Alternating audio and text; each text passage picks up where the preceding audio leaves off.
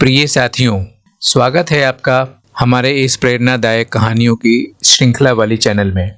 आज मैं आपको 5 ऐसी कहानियां सुनाऊंगा जो आपको अपने लक्ष्य तक ले जाने को मजबूर कर देगी। सबसे पहले हम एक महान व्यक्ति फिलोसोफर सुकरात के बारे में बात करेंगे। उनकी सफलता का रहस्य क्या था। एक बार एक व्यक्ति ने महान फिलोसोफर सुकरात से पूछा कि सफलता का रहस्य क्या है। What is the secret of success? सुकरात ने उस इंसान को कहा कि वह कल सुबह नदी के पास मिले, वहीं पर उसे अपने प्रश्न का जवाब मिलेगा। जब दूसरे दिन सुबह वह व्यक्ति नदी के पास गया तो सुकरात उसे मिले और सुकरात ने उसको उस नदी में उतरकर नदी की गहराई मापने के लिए कहा।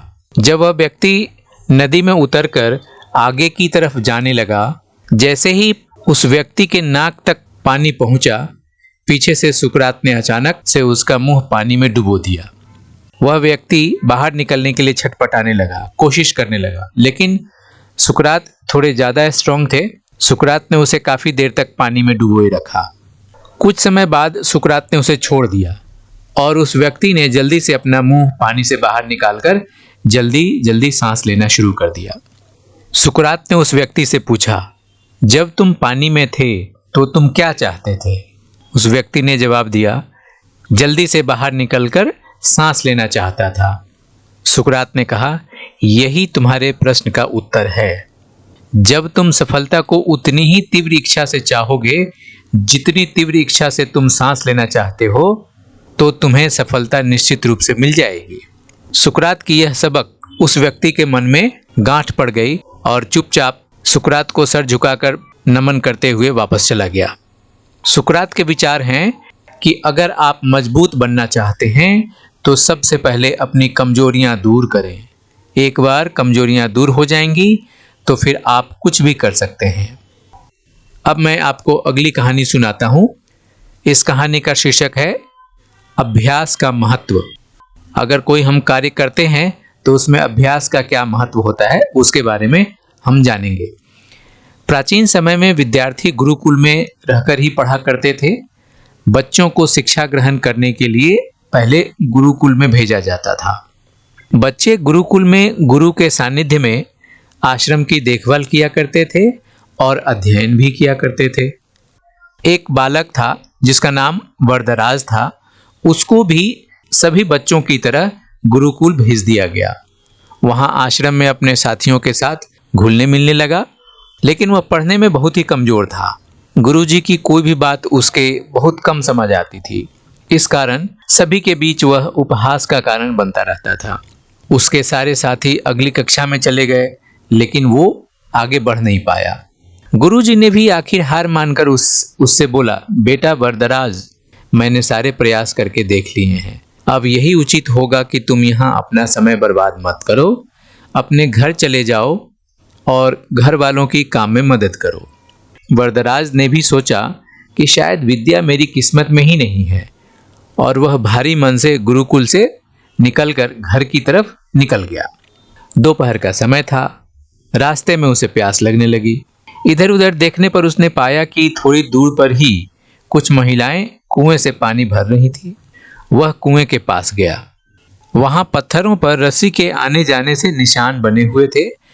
तो उसने महिलाओं से पूछा, यह निशान आपने कैसे बनाए? तो एक महिला ने जवाब दिया, बेटे, यह निशान हमने नहीं बनाए हैं। यह तो पानी खींचते समय इस कोमल रस्सी को बार बार आने जाने से ठोस पत्थर पर भी ऐसे निशान बन गए हैं। वरदराज सोच में पड़ गया। उसने विचार किया कि जब एक कोमल से रस्सी के बार बार आने जाने से एक ठोस पत्थर पर गहरे निशान बन सकते हैं, तो निरंतर अभ्यास से भी विद्या ग्रहण क्यों नहीं किया जा सकता? वरदराज ढेर सारे उत्साह के साथ वापस गुरुकुल आ गया और अथक परिश्रम की, कड़ी मेहनत की। गुरुजी ने भी खुश होकर भरपूर सहयोग किया।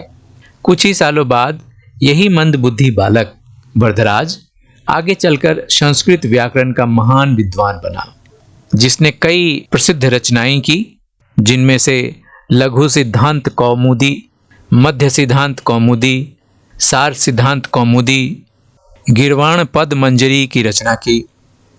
तो दोस्तों, आखिर में सार यह है कि अभ्यास की शक्ति का तो कोई जोड़ नहीं है, यह आपके हर सपने को पूरा करती है। इसलिए अब आपके जीवन में किसी भी कार्य को करने के लिए जो अभ्यास जरूरी है वह जरूर करें, चाहे वह खेल में हो या पढ़ाई में हो या किसी और चीज में हो।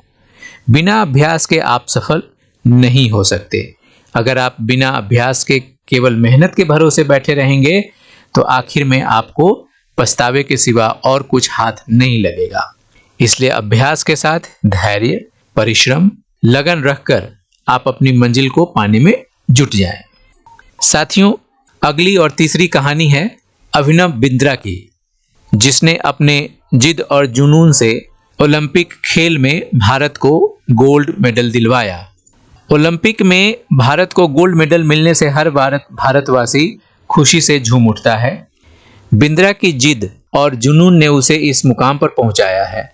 बैंकॉक में हुए वर्ल्ड शूटिंग चैंपियनशिप में बिंद्रा की साथी इंटरनेशनल शूटर श्वेता चौधरी ने कहा कि बिंद्रा ने जो कहा वह कर दिखाया।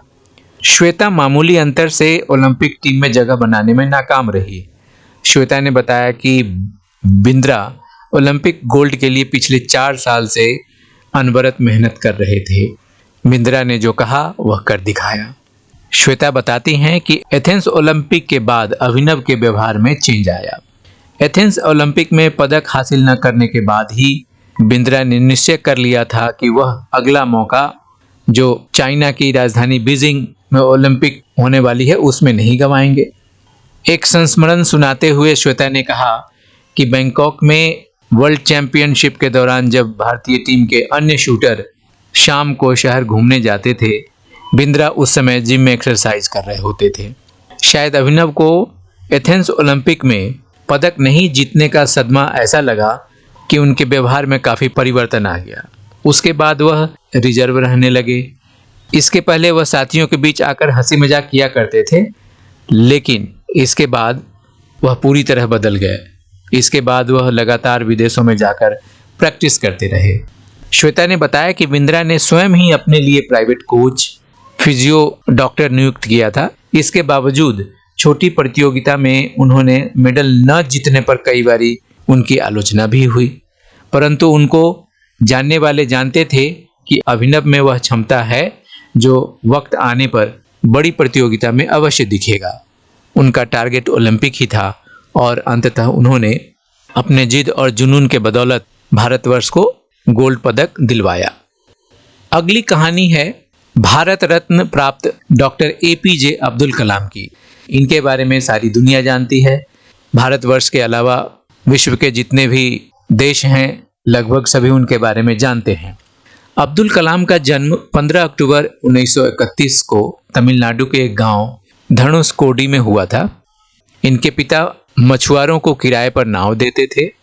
कलाम ने अपनी पढ़ाई के लिए धन की पूर्ति हेतु अखबार बेचने का कार्य भी किया।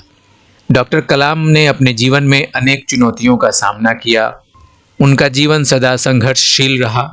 ये ऐसे व्यक्ति हैं जिन्होंने कभी हार नहीं मानी तथा देश हित में अपना सर्वस्व न्यौछावर करते हुए हमेशा उत्कृष्टता के पद पर चलते रहे।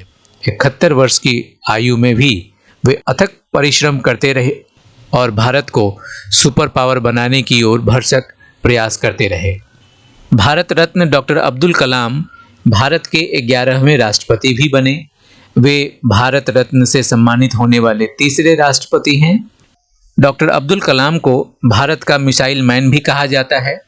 भारत के मिसाइल कार्यक्रम के जनक डॉक्टर कलाम ने देश को अग्नि और पृथ्वी जैसी मिसाइलें दी हैं, जिसे देखकर हमारे पड़ोसी देश चाइना और पाकिस्तान भी अचंभित हो गया। इनकी मिसाइल अग्नि और पृथ्वी की रेंज में चाइना और पाकिस्तान दोनों आते हैं, जिसने दुनिया को चौंका दिया। एक बार एयरफोर्स के पायलट के साक्षात्कार में 9वें नंबर पर आने के कारण उन्हें निराश होना पड़ा था, क्योंकि उसमें से सिर्फ 8 प्रत्याशियों को ही चुनना था। वे ऋषिकेश में बाबा शिवानंद के पास गए और उन्होंने अपनी व्यथा सुनाई। बाबा ने कहा, accept your destiny and go ahead with your life. You are not destined to become an Air Force pilot. What you are destined to become is not revealed now, but it is predetermined. Forget this failure, as it was essential to lead you to your existence. Become one with yourself, my son.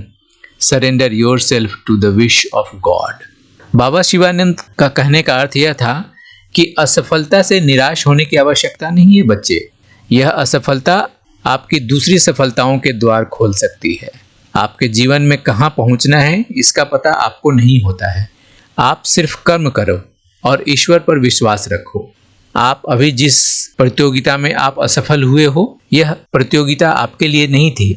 आप air force pilot बनने के लिए नहीं आए हो। आपका destiny कुछ और है। आपके जीवन में कुछ और करना है, बहुत बड़ा करना है।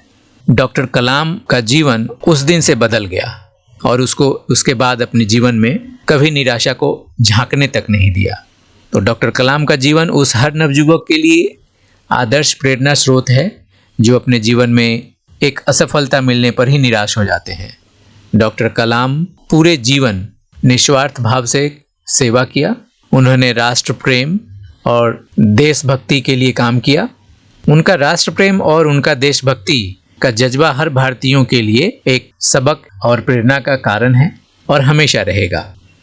अगली और अंतिम कहानी है भारत के महान गणितज्ञ, धुन के पक्के रामानुजन।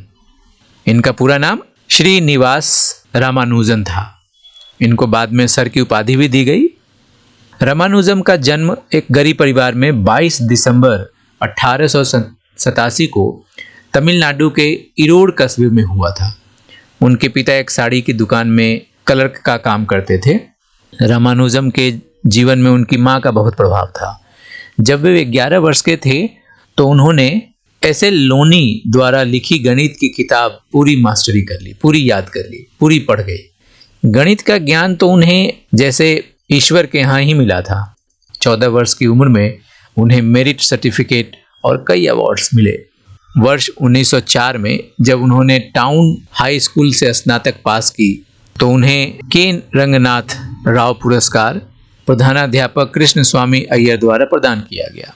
वर्ष 1909 में उनकी शादी हुई। उसके बाद 1910 में उनका एक ऑपरेशन हुआ। घर वालों के पास उनके ऑपरेशन हेतु पर्याप्त राशि नहीं थी।